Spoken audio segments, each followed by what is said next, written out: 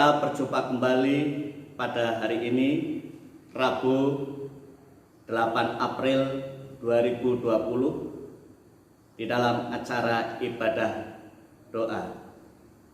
Kebenaran firman Tuhan pada sore hari ini saya beri judul Pengikut Kristus yang kuat. Oleh karena itu, mari kita akan berdoa bersama-sama untuk menyerahkan waktu kita kepada Tuhan.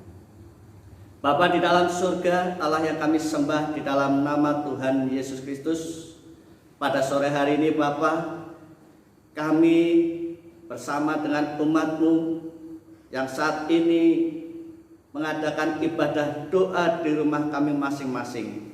Kami mohon berkat-Mu turun atas kami ya Bapa, sehingga melalui kebenaran firman-Mu pada sore hari ini, hidup kami semakin bertumbuh di dalam Tuhan. Di dalam nama Tuhan Yesus kami berdoa dan mengucap syukur. Amin. Bapak Ibu Saudara yang dikasihi oleh Tuhan,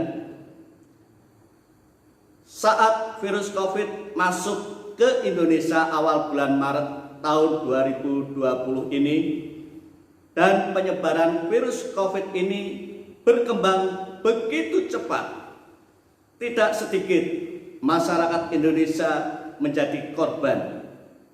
Hal ini membuat masyarakat Indonesia menjadi khawatir, menjadi takut, menjadi cemas, dan sebagainya. Bahkan anak-anak Tuhan pun tidak terlepas dari ancaman virus COVID-19 ini. Oleh karena itu, hendaknya menjadi pengikut Kristus, kita menjadi pengikut Kristus yang kuat. Bapak Ibu Saudara yang dikasihi oleh Tuhan, yang menjadi pertanyaannya adalah bagaimana supaya kita menjadi pengikut Kristus yang kuat.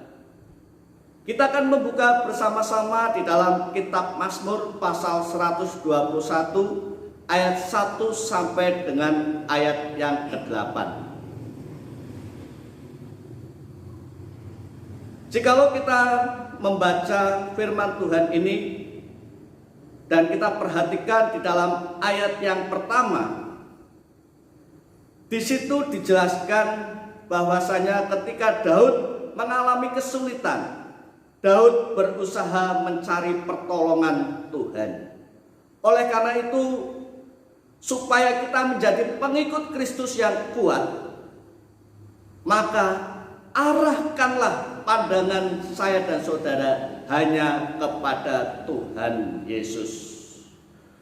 Bapak Ibu Saudara yang dikasihi oleh Tuhan, saya akan membacakan di dalam Mazmur pasal 1, Mazmur pasal 121 ayat yang kedua. Pertolonganku ialah dari Tuhan yang menjadikan langit dan bumi. Melalui kebenaran firman Tuhan ini, Bapak Ibu Saudara yang dikasihi oleh Tuhan, ketika kita melihat ayat yang sebelumnya, yaitu ayat yang pertama, di situ kita bisa melihat ketika Daud mengalami kesulitan, Daud berusaha mencari pertolongan. Kemudian Daud memandang ke gunung-gunung. Ketika Daud memandang gunung, memang secara manusia Daud merupakan hal yang wajar. Yang dilakukan Daud adalah hal yang wajar. Karena gunung merupakan tempat perlindungan yang baik saat serangan musuh datang. Namun pemazmur tahu bahwa gunung-gunung itu tidak dapat menjamin keamanan seutuhnya. Kemudian di dalam ayat yang kedua sampai ayat yang ke-8, Daud menyadari bahwa pertolongan yang sejati itu datang dari Tuhan. Meski dia melihat secara fisik bahwa Allah itu tidak tampak, tapi ia yakin bahwa hanya Tuhan yang mampu memberikan pertolongan. Hanya Allah yang mampu menjaganya dan menaunginya dari segala bahaya, dan yang tidak pernah tertidur lelap. Bapak Ibu Saudara yang dikasihi Tuhan, hidup yang kita jalani saat ini memang tidaklah mudah. Ada tantangan dan badai yang harus dilalui. Di tengah tantangan dan badai hidup, kepada siapa kita mengarahkan pandangan kita? Melalui kebenaran firman Tuhan ini, kita memperoleh jawaban. Pandanglah kepada Yesus. Dia adalah pribadi yang dapat memberi pertolongan yang sejati. Oleh karena itu, ketika di dalam menjalani hari-hari hidup kita mengarahkan pandangan kita hanya kepada Yesus, maka dalam setiap tantangan dan badai hidup, kita menjadi pengikut Kristus yang kuat. Yang kedua, dengan memandang Yesus dalam setiap tantangan dan badai, kita akan meresponi dari sudut pandang yang positif. Artinya bahwa kita mampu melihat masalah itu dari sudut pandang yang berbeda, yaitu dari sudut pandang rohani. Yang ketiga, Bapak Ibu Saudara yang dikasihi oleh Tuhan, dengan memandang Yesus dalam setiap tantangan dan badai hidup, kita akan terhindar dari rasa khawatir, dari rasa takut, dari rasa kecewa, dari rasa cemas, mungkin juga dari rasa putus asa. Bapak Ibu Saudara yang dikasihi oleh Tuhan, mari kita akan bersama-sama senantiasa mengarahkan pandangan kita hanya kepada Yesus di setiap tantangan dan badai.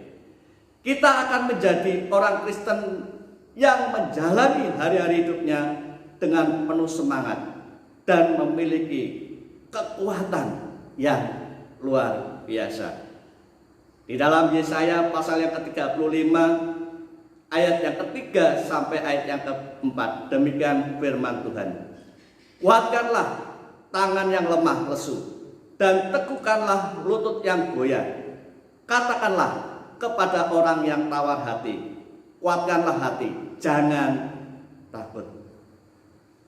Sebelum saya mengakhiri kebenaran firman Tuhan ini, ada satu lagu yang bisa membuat Bapak Ibu Saudara semakin diteguhkan, semakin kuat di dalam mengikut Tuhan. Tuhanlah kekuatan dan mazmurku.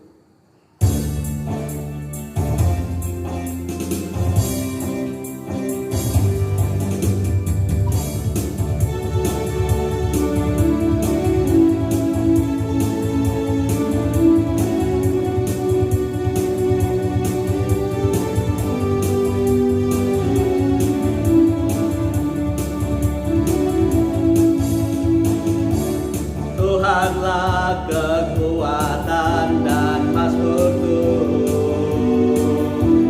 Dia gunung batu dan keselamatanku. Hanya padamu hatiku percaya, Kaulah menara dan kota perlindungan.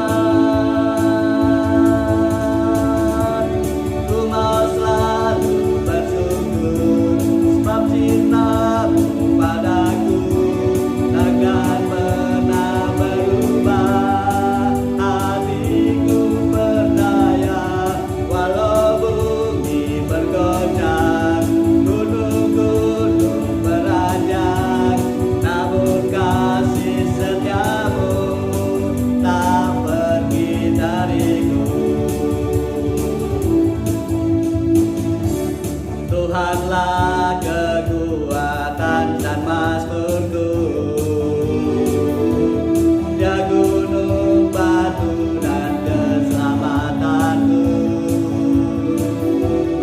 hanya padamu hatiku percaya. Kaulah penanda dan kota perlindungan. Ku mau selalu bersyukur sebab cintamu padaku takkan pernah berubah.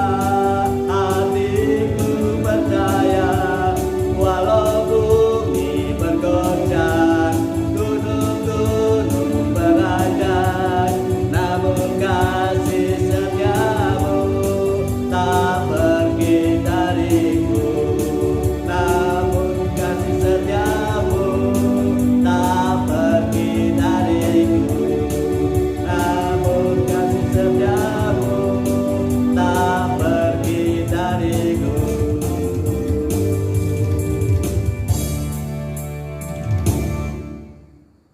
Dengan kebenaran firman Tuhan ini kiranya akan memberkati kita semua. Mari kita akan berdoa bersama-sama untuk mengakhiri di dalam ibadah doa pada sore ini. Bapa, kami mengucapkan syukur dan terima kasih atas kasih setia-Mu melalui kebenaran firman Tuhan pada sore hari ini. Kami akan menjadi pengikut Kristus yang kuat dengan mengarahkan pandangan kami hanya kepada Engkau. Oleh karena itu Bapa, berikan kami hikmat-Mu untuk kami mampu menjalani hari-hari hidup kami dengan mengarahkan pandangan hanya kepada Tuhan kami Yesus Kristus saja. Terima kasih Bapa, berkati untuk setiap anak-anak-Mu yang mendengarkan kebenaran firman-Mu pada sore hari ini. Di dalam nama Tuhan Yesus kami berdoa dan mengucap syukur. Amin.